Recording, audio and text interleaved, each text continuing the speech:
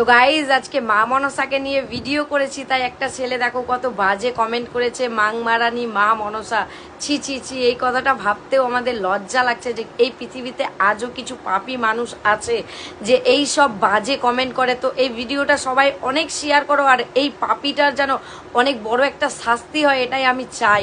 কারণ রাম মন্দির যখন তৈরি হয় তখনও অনেক আন্দোলন হয়েছিল, আর আজ মা মনসার ভিডিও নিয়ে এমন একটা ছেলে মাং মারানি মা মনসা বলেছে, এসব নাকি ভণ্ড।